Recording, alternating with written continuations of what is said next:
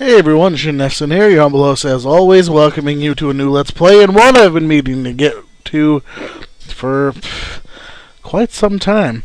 And it's kind of weird the circumstances that are allowing me to get to it. It is at this exact moment 1:20 in the morning on the morning of October 30th, 2012. Now, I live in the thumb of Michigan, for those that don't know. Right at the bottom, basically right where the thumb joint meets the hand, if you're looking at Michigan as, the mitt. And Hurricane Sandy is raging off to the east, and we are getting tons of cast off from her. Like, the wind is just going nuts out here. It's been really windy all day, and knocking out street lights, just ripping. I saw tons of businesses with signs just blown clear off. Good times. So long story short, my laptop battery is slowly dying as I have no power at my house, and I am not kidding. I'm doing this by candlelight. I have 2 candles lit up next to me, my only light source. I have a mini flashlight if I need it. And I have one of those fake battery-powered candles, which has been amazingly useful. And we see Mega Man get absolutely obliterated for a change. That is definitely something new. But yeah, doing this by candlelight, kicking it old school. My laptop battery's already down to 83%. It's barely been on. It says I have 2 hours and 3 minutes of life left, but I'm sure it's far less. So we're going to see how much of this LP I can get recorded in that bit of time, because, well, the only real thing I can do otherwise is go to bed, and I'm just not tired. Screw that. So I might as well make some use of this. This horrible downtime where nothing's working.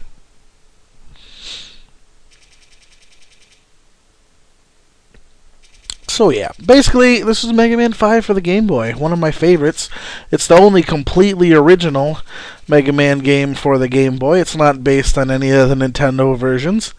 We get our own weapon. We have a new set of, they're called Star Droids instead of Robot Masters, although I'm sure I'll make that slip more than once.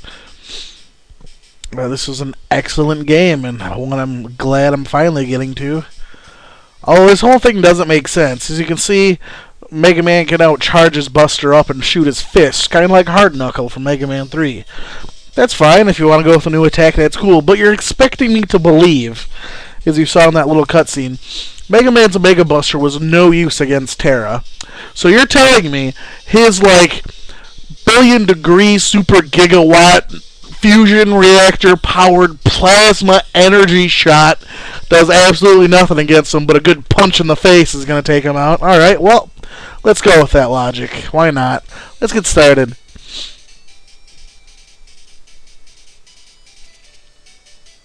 Mega Man, our world is once again in chaos. The alien robots called themselves Star Droids, and have conquered most all major cities.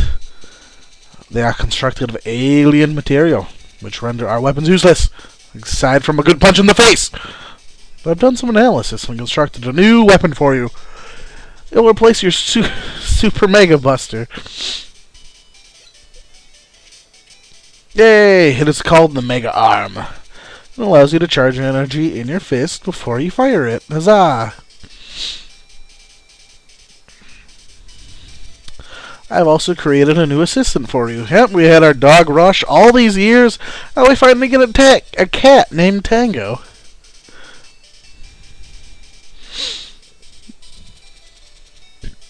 I'll enhance this item replicator to make powerful items for you. Collect as many P-chips as possible. Return to my lab to exchange them for power-up items. Good luck, Mega Man. So just like in Mega Man 4 for the Game Boy, we got P-chips here that we'll be using to exchange for stuff. Here are our I'm already almost slipped. Star Droids. Star Droids. Let's see, that's Mars. There's, I think that's Neptune. No, is that Neptune? No, that's Venus. Yep, Neptune, Venus. And our first opponent, Mercury. Been a little while since I played this game, but hopefully I'm not too terrible. These stages, some of these stages can actually be fairly long and difficult. Now then, in case it's not obvious. Oh god! This is, oh, almost dying already, that's good. This is, Mega Man Color, Jesus. Well, this whole lack of electricity is getting to my brain. This is a Game Boy Color version of the game. I could run it in plain black and white, you know, just for the purists out there, but yeah, I think it's nice to have a Mega Man Game Boy game with a little bit of color for a change. There's actually several areas in the game where having the color is really helpful for certain things, for identifying like hard to spot traps and stuff, but we'll get to that. You just gotta veer to any side there, pick up some P-chaps. Oh god! I'm not gonna lie, I don't remember a whole lot about this. It's been a good, I don't know, probably at least about a year since the last time I played. Probably shouldn't have grabbed that. I was only missing one thing of energy, and if I die... Oh, this thing, screw this thing. Bye, I'm leaving. As you can see, it just teleports like crazy, and it's a complete pain in the ass to hit.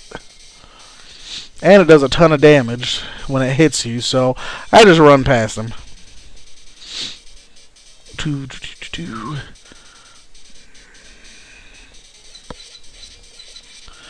Now the thing with those guys is their saws, when you kill them, they'll fly off their body and start moving really, really slow, and then all of a sudden they speed up and go really fast, so be ready for it. Oh, horrible flashbacks to Dustman stage, absolutely. Except it's kind of the opposite. Instead of the ceiling trying to crush us, the floor is trying to move up and crush us. Guess I'll charge up and show off the Mega Arm. Haven't done that yet. Bam! So basically, like I said, it's basically a lot like Hard Knuckle, except shorter range and it comes back to you.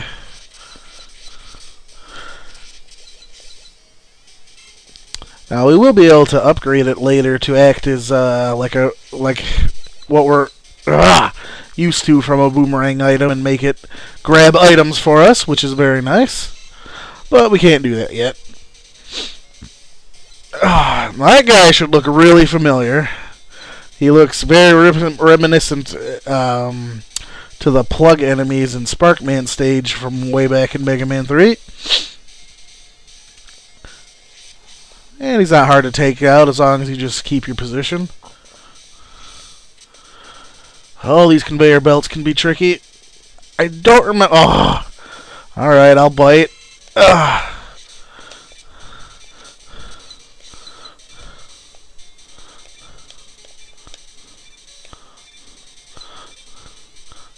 Well, of course I'm going to get that.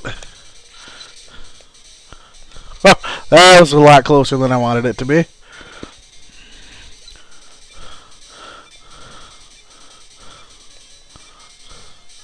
Whew. This room. This room right here. I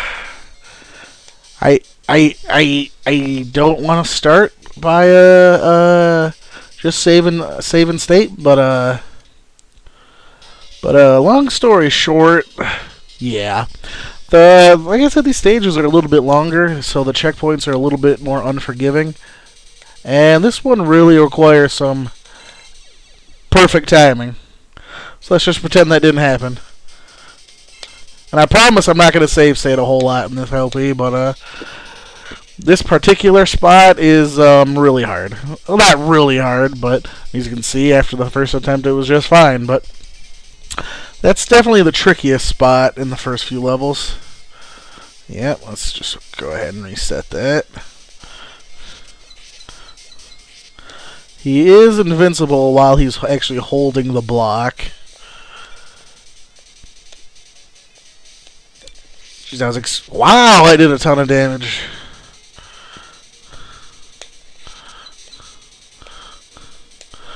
No energy? No? Alright.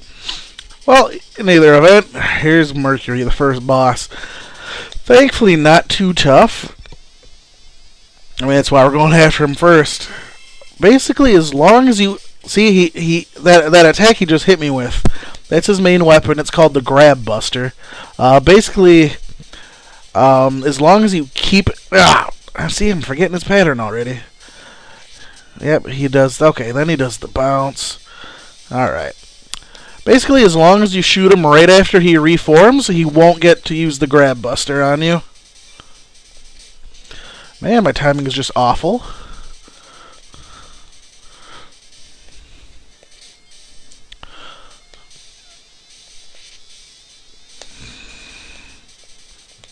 Oh, come on! Come on! You're killing me, Mercury. Alright.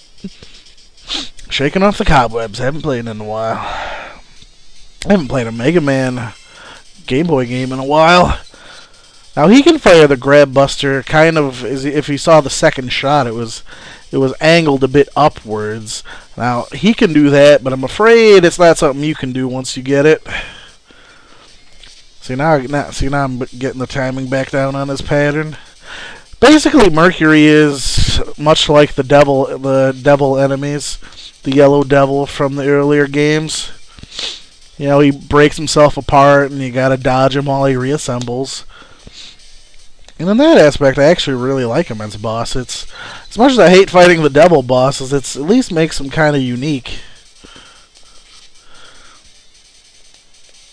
Now, the Grab Buster, once we get it, it's not the most useful weapon in the world, but it can definitely be a lifesaver.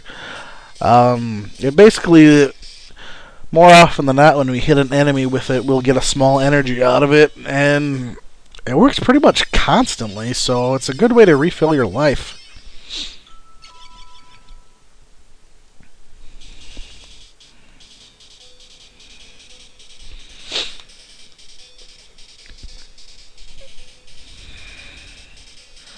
And we have our weapon get screen.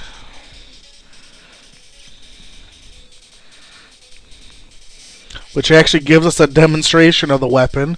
You know, there's only 5 games in the Game Boy series. Let's demonstrate it. So it's the Grab Buster, and as you saw, it gives us energy. Here we have a really unnecessarily complex password screen. So go ahead and memorize that. Done? Alright. I'll just hit this button and see what happens. Okay, apparently that's the A button. Like the other games, we can go to... I think I can still go by hitting select. Yep. F34 P chips. Oh, Mega Man. Did you bring back the P chips? I sure did.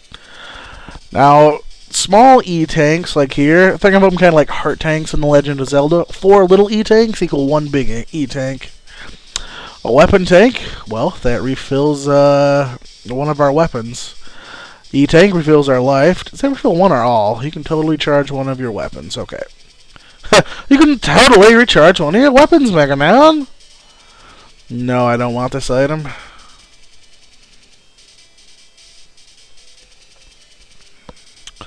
An E-tank. That is the... I'll just let him explain it. All your weapons will be immediately refilled.